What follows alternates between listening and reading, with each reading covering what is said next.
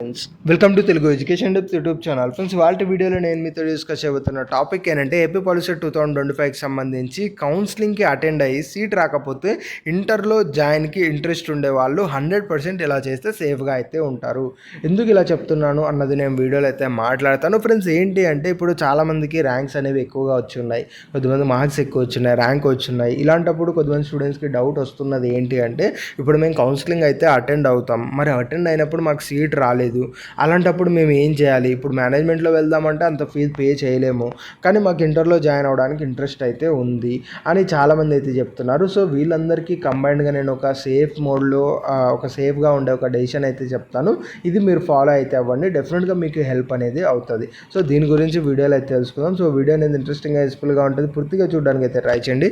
ఇక టాపిక్ అయితే స్టార్ట్ చేసే ముందు నా చిన్న రిక్వెస్ట్ ఏంటంటే ఇప్పటివరకు మన తెలుగు ఎడ్యుకేషన్ డెప్త్ యూట్యూబ్ ఛానల్ని మీరు ఎవరైనా సబ్స్క్రైబ్ చేయకుండా చూస్తున్నట్లయితే మీకు యూస్ఫుల్ అయ్యే ఇలాంటి వీడియోస్ కోసం అయితే సబ్స్క్రైబ్ చేసుకోండి. ఫ్రెండ్స్, ఇక టాపిక్లోకి వచ్చేసినట్టయితే ఒక చిన్న రిక్వెస్ట్ ఏంటంటే డిస్క్రిప్షన్లో మనకు టెలిగ్రామ్ కావచ్చు, వాట్సాప్ కావచ్చు, ఛానల్స్ రిలేటెడ్గా లింక్స్ అయితే ఉన్నాయి. దయచేసి ఒకసారి అయితే జాయిన్ అవ్వండి. ఎందుకు అంటే ఫర్దర్గా జాబ్ అప్డేట్స్ కానీ ఇంకా remaining set exams related updates కానీ ఏమైనా ఫైల్స్ షేర్ చేయాలన్నా మీకు కమ్యూనికేట్గా మాతో ఈజీగా ఉంటుంది.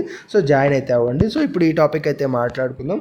కొద్దిమంది ఎవరికైతే ర్యాంక్స్ ఎక్కువగా వచ్చాయో 80,000, 90,000, 1,00,000 ఇలా ర్యాంక్స్ ఎవరికైతే వచ్చి ఉన్నాయో వీళ్ళల్లో కొద్దిమందికి వస్తున్న డౌట్ ఏంటంటే మేము కౌన్సిలింగ్ అటెండ్ అయితే అవుతాం, మాకు సీట్ అనేది రాలేదు, అప్పుడు మా పరిస్థితి ఏంటి? మేబీ ఇంటర్ అడ్మిషన్స్ అయితే క్లోజ్ అయిపోయాయి అనుకోండి, అప్పుడు మా పరిస్థితి ఏంటి? మేము మేనేజ్మెంట్లో జాయిన్ అవ్వలేము, అలాంటి సిచ్యువేషన్స్ ఏం చేయాలి ఇప్పుడు అన్నది కొద్దిమందికి అయితే డౌట్ అయితే ఉంది. దీని గురించి మనం మాట్లాడుకున్నట్టయితే నేను చెప్పే సజెషన్ ఏంటంటే ఎవరైతే గుర్తుపెట్టుకోండి, ర్యాంకు ఎక్కువ వచ్చిన వాళ్ళే అని కాదు, ఆర్ కౌన్సిలింగ్లో సీట్ రాదు అని భయపడుతున్న వాళ్ళే కాదు, ఎవరైతే మాకు సో కాలేజీలోనే సీట్ వస్తే వెళ్తాం లేదంటే వెళ్ళము అని ఎవరైతే ఉన్నారో, ఆర్ మాకు సో కోర్సులోనే సీట్ అయితే వస్తే వెళ్తాం లేదైతే మేము వెళ్ళము అని కూడా ఎవరైతే స్టూడెంట్స్ ఉన్నారో వాళ్ళందరూ కూడా ఇప్పుడు నేను చెప్పే వర్క్ అయితే చెయ్యండి.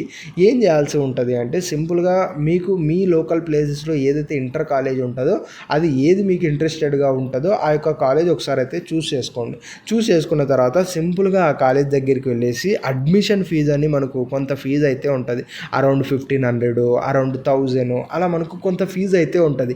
సో ఈ ఫీజు మీరు పే చేసి ఒక అడ్మిషన్ అనేది ఆ పర్టికులర్ కాలేజీలో మీరైతే తీసుకోండి.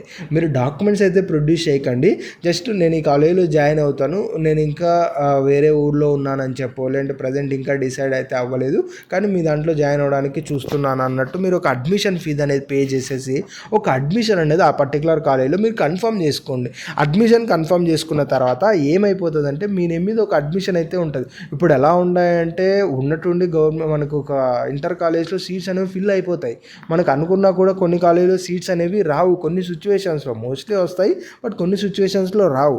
అందుకని మీరు ఒక అడ్మిషన్ అనేది ఆ పర్టికులర్ కాలేజీలో సీట్ తీసేసుకోండి.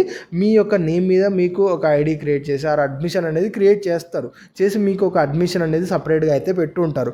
ఇప్పుడు మీరు పాలిసెట్లోకి వచ్చిన తర్వాత మీరు అనుకున్న కాలేజీలో సీట్ రాలేదు, నెక్స్ట్ మీరు ఇంటర్ జాయిన్ అవుదాం అనుకున్నారు, అప్పుడు సింపుల్గా కాలేజీకి వెళ్ళేసి ఎలానో మీ అడ్మిషన్ అలానే ఉంటుంది కాబట్టి దాంట్లో మీరు కంటిన్యూ అవుతారు.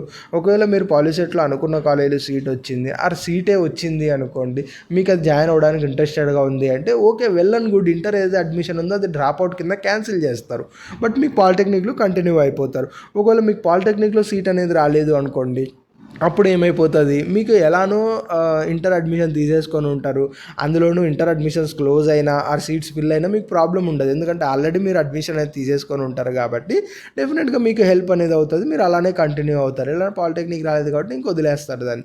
సో అలా ఈ సేఫ్ వేలో ఉండడానికి ఇది మనకు చాలా యూజ్ అవుతుంది. బట్ కాకపోతే ఏదైతే 1,000 ఆర్ 1,500 మనకు అడ్మిషన్ ఫీజు అయితే ఉంటుందో అది మనకు డెఫినెట్గా ఆ అమౌంట్ అనేది మీరు వదులుకోవాల్సి ఉంటుంది ఇన్ కేస్ పాలిటెక్నిక్లో సీట్ వచ్చినట్టయితే.